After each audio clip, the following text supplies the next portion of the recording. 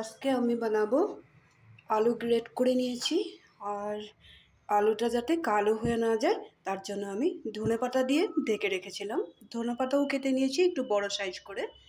এইভাবে দেখো, কোনো সবুজ শাকসবজি যদি থাকে, আলু যদি এইভাবে গ্রেট করে রাখো তাহলে কালো না হওয়ার জন্য পাতাগুলো দিয়ে ঢেকে রেখে দেবে, তাহলে অনেক সময় রাখতে পারবে। আমি ধুয়ে রেডি করে রেখে দিয়েছিলাম। সাথে আমি পেঁয়াজ কেটে নিলাম।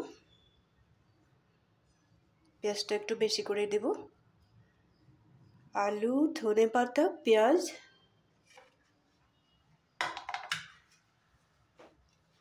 কারি পাতাটা আমি কেটে রেখেছি। তোমাদের যদি কারি পাতাটার যদি এমনি যদি খেতে না পারো তাহলে একটা কাজ করবে, এই ধরনের একটু অল্প তেল দিয়ে পকোড়া বানিয়ে খাবে আলুর সাথে। আদা গ্রেট করে রেখেছি আর কাঁচা লঙ্কাও কেটে রেখে দিয়েছি। আর কারি পাতাটা যদি পারো সব দিনেই খাওয়ার চেষ্টা করবে।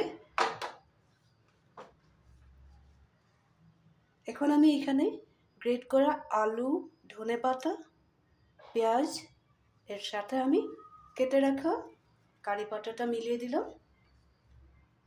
গ্রেট করে রেখেছি আদা, রসুন দিব না, আর কাঁচা লঙ্কাটাও এখানে অ্যাড করে দেবো।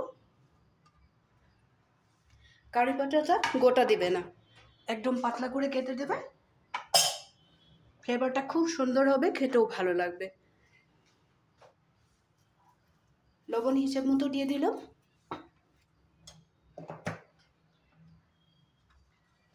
হলদি আমি খুব বেশি দেব না, একটু সাদা সাদা হবে।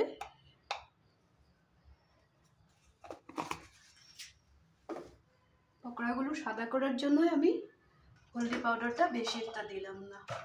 আর মশলার মধ্যে দেব একটু বাড়িতে করে রাখা ধনে গুঁড়া। এখন আমি সুন্দর করে সবগুলো জিনিস মেখে নেব। বাইন্ডিং এর জন্য আরেকটা জিনিস দেওয়ার বাকি আছে।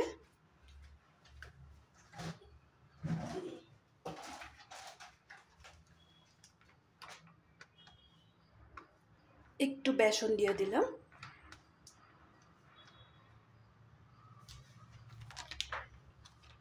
এখন আমি সুন্দর করে মেখে নেব। এখানে জল দিয়ে মাখবো না, আলুর থেকে যে জলটা বের হবে, পেঁয়াজের থেকেও যে জলটা বের হবে, ওটা দিয়ে আমার মাখা হয়ে যাবে। আর বেসনও আমি খুব বেশি একটা দিইনি। সবগুলো জিনিস আমি সুন্দরভাবে মেখে নেব। আমি সবগুলো জিনিস সুন্দর করে মেখে নিয়েছি। আর এখন আমি গ্যাসে একটা ফ্রাই প্যান বসিয়ে দিলাম। পকোড়াগুলো আমি ফ্রাই করে নেব। এখানে আমি মাখার সময় কিন্তু একটুকু জল দেইনি। আলু আর পেঁয়াজের থেকে যে জলটা বেরিয়েছিল ওটা দিয়ে, বেসনও বেশি দিইনি, যার জন্য বাইন্ডিংটা খুব সুন্দরভাবে হয়ে গেছে। তোমরা ওইভাবেই করবে, জলটা দিবে না। আর আমি তোমাদেরকে ভিডিওটা দেখাবো বলে সাথে সাথেই মেখে বানিয়ে দেব। কিন্তু তোমরা একটা কাজ করতে পারো, অনেকক্ষণ আগেই মেখে রেখে দিতে পারো। পকোড়াগুলো খুবই সফট হবে। এখন আমি ফ্রাই প্যানটা আমার গরম হয়ে গেছে, একটু তেল দিয়ে দেবো। আর আগের থেকে যদি জিনিসটা রেডি করে রেখে দাও তাহলে খুব বেশি তেলও লাগবে না। আর একদম ছোট ছোট করবে যাতে ভিতরটা সিদ্ধ হয়ে যায়।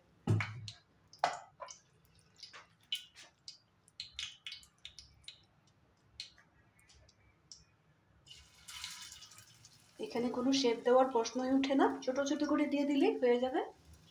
এভাবে আমি সবগুলো দিয়ে দেবো।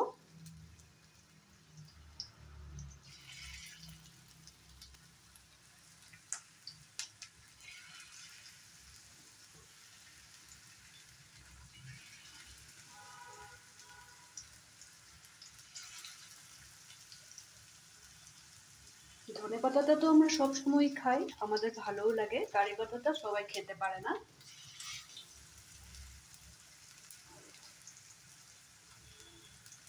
কারি পাতাটা যদি রোজ খেতে চাও এইভাবেই খেতে পারো।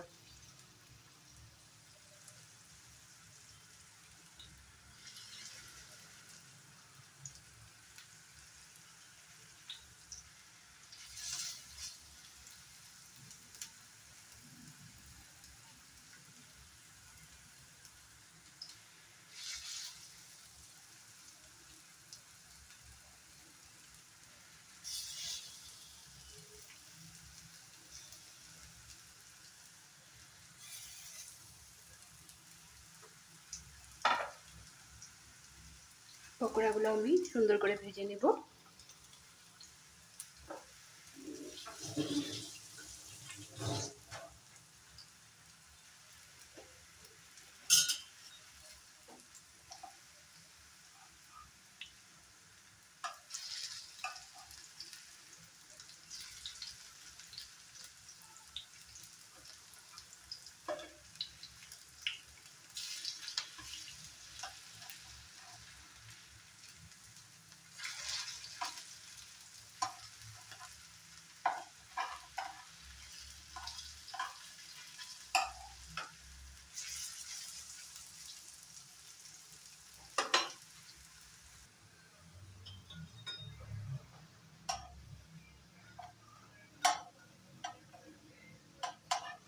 পকোড়াগুলো আমার হয়ে গেছে, আমি তুলে নেব।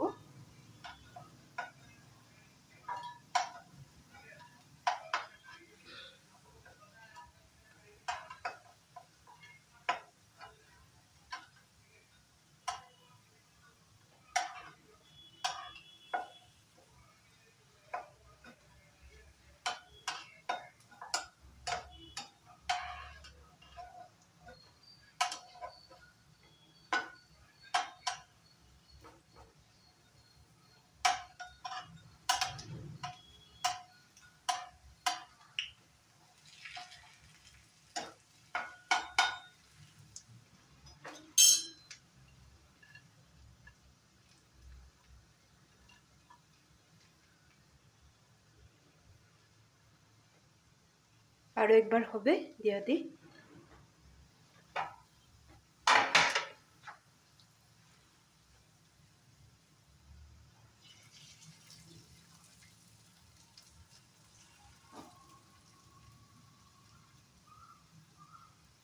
আলুটা আমি বয়েল করে গ্রেট করে নেই, কাঁচা আলু গ্রেট করে দিয়েছিলাম,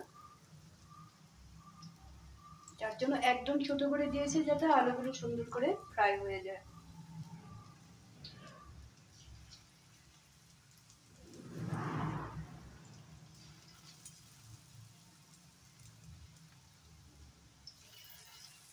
আবারও বলে দেব, একটা বড় সাইজের আলু গ্রেটারের পাতলা সাইডটা দিয়ে আমি গ্রেট করে দিয়েছিলাম। সাথে দিলাম কারি পাতা, কারি পাতাটা একটু বেশি করে দিয়েছি। কারি পাতাটা গোটা গোটা দেবে না, আবার বলে দিলাম, একদম পাতলা করে কেটে দেবে। ধনা পাতাটা তো কেটেই দিবে, ধনা পাতাটা যদি না কেটেও দাও কিছু হবে না, কিন্তু যদি কারি পাতাটা কেটে দাও ফ্লেভারটা খুব বেশি ভালো হবে। একটু আদা গ্রেট করে দিবে, পেঁয়াজটাও পাতলা করে কেটে দিবে, কাঁচা লঙ্কা কুচি করে দিবে, কাঁচা লঙ্কাটা একটু বেশি করে দিবে। আমি মশলার মধ্যে দিয়েছি সামান্য পরিমাণে হলুদ, আর একটু দিলাম ধনে গুঁড়া, আর লবণ আমাদের হিসাব মতো আমরা দিব। এইভাবে তোমরাও একদিন বাড়িতে বানিয়ে দেখো, চায়ের সাথে সন্ধ্যাবেলা খুব ভালো লাগবে, এইভাবে সহজে বানিয়ে নিতে পারবে। যদি আজকের এই ভিডিওটা তোমাদের ভালো লেগে থাকে, তোমরা নিশ্চয়, আমি জানি তোমরা বানাবে এখন চিতই দিয়ে। আর আমাদের আসামে প্রত্যেকের বাড়িতেই কারি পাতা আছে, আমরা এখানে কিনে আনি, তাও না খেয়ে থাকি না। এই ধরনের পকোড়া বানিয়ে নিবে, ভাতের সাথে খাও, চায়ের সাথে খাও, সন্ধ্যার সময় একটা খুব সুন্দর স্ন্যাক্স হয়ে যাবে। বানিয়ে খাবে কিন্তু, আর কমেন্ট করে আমাকে বলবে তোমাদের কেমন লাগলো। লাইক শেয়ার করবে, সব সময় আমার সাথে থাকবে, আমাকে হেল্প করবে, কমেন্ট করতে ভুলবে না। তাহলে আজকের জন্য রাখি।